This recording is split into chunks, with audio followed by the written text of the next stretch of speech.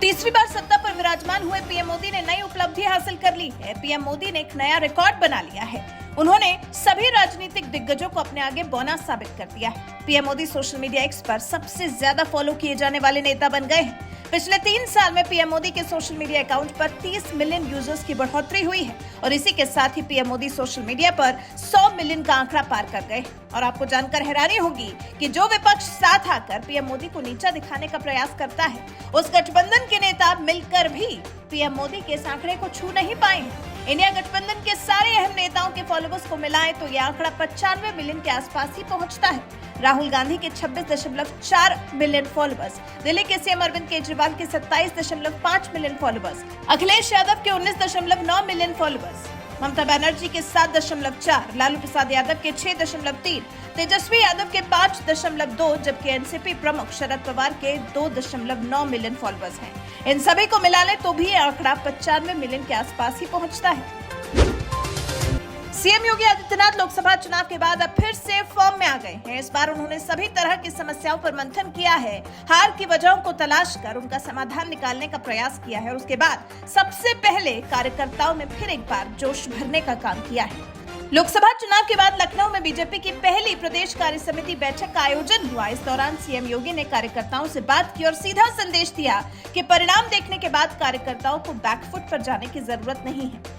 कार्यकारिणी बैठक में सीएम योगी ने यह भी कहा कि जहां हम अति आत्मविश्वास में रहते हैं, लगता है कि जीत ही रहे हैं, वहां कई बार चोट पहुंच जाती है, जिसकी वजह से विपक्ष उछल कूद रहा है।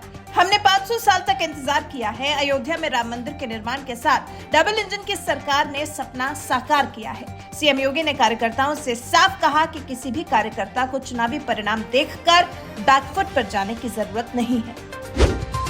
यूपी की 10 सीटों पर जल्द ही उपचुनाव होने वाले हैं और इन 10 सीटों को लेकर सुनने में आ रहा है कि बीजेपी बिना गठबंधन दलों को साथ लिए अपने अकेले के दम पर इन 10 सीटों को जीतने के लिए मैदान में उतर सकती है।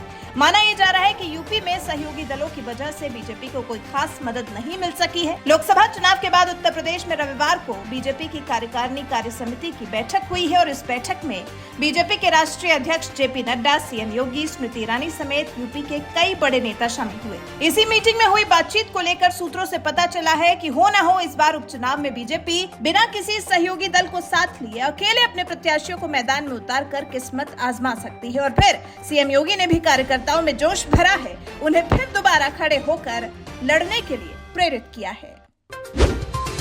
मणिपुर के जिरीबाम में अज्ञात हथियारबंद बदमाशों ने सीआरपीएफ और स्टेट पुलिस की संयुक्त टीम पर अचानक हमला कर दिया।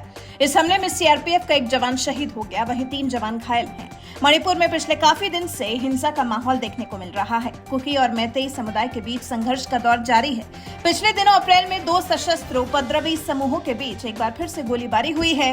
बताया गया है कि उपद्रवियों ने 3 जिलों कांगपोकपी, उखरूल और इम्फाल पूर्व के ट्राई जंक्शन जिले में फायरिंग की। इस दौरान गोलीबारी में कुकी समुदाय के 2 लोगों की मौत हुई है।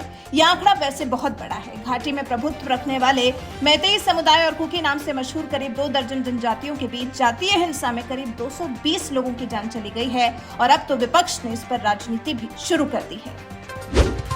महाराष्ट्र कैडर की आईएएस पूजा खेडकर की मुश्किलें कम होने का नाम नहीं ले रही। अब पुणे पुलिस ने खेडकर की उस ऑडी को भी जब्त कर लिया है जिस पर वो लाल नीली बत्ती लगाकर महाराष्ट्र शासन लिखकर घूमती थी। इसके अलावा ट्रेनी आईएएस अधिकारी पूजा खेडकर के घर के बाहर पुणे पुलिस ने नोटिस भी चस्पा कर दिया है। आईएएस पूजा खेडकर अपनी जिस प्राइवेट ऑडी कार पर एम्बर बीकन लगाकर घूमती थी, उस कार पर 27,000 रुपए से अधिक का चालान अभी बकाया है। पूजा खेडकर की ऑडी कार को यातायात प्रभाग के चतुर्श्रृंगी पुलिस स्टेशन में लाया गया। बताया गया है कि कार को आगे की जांच और दस्तावेज सत्यापन के लिए कब्जे में लिया गया है। मोटर व्हीकल एक्ट के तहत कार्रवाई की जाएगी। निजी कार पर महाराष्ट्र सरकार लिखना गैर कानूनी है। आपको बता दें, आईएएस पूजा खेडकर पर लगे आरोपों की जांच के लिए केंद्र सरकार ने 1 सदस्यीय समिति का गठन किया है जो 2 सप्ताह के भीतर रिपोर्ट सौंपेगी।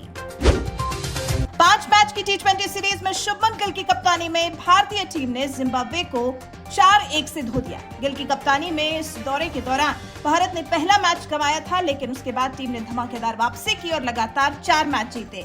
आखिरी मैच में भारत ने जिम्बाब्वे को 42 रनों से मात दे दी। भारतीय टीम के स्टार ऑलराउंडर शिवम दुबे को उनके हरफनमौला अंदाज के लिए प्लेयर ऑफ द मैच चुना गया। शिवम दुबे ने 12 गेंद में 26 रनों की पारी खेली। अपनी पारी में शिवम ने 2 चौके और 2 छक्के जड़े।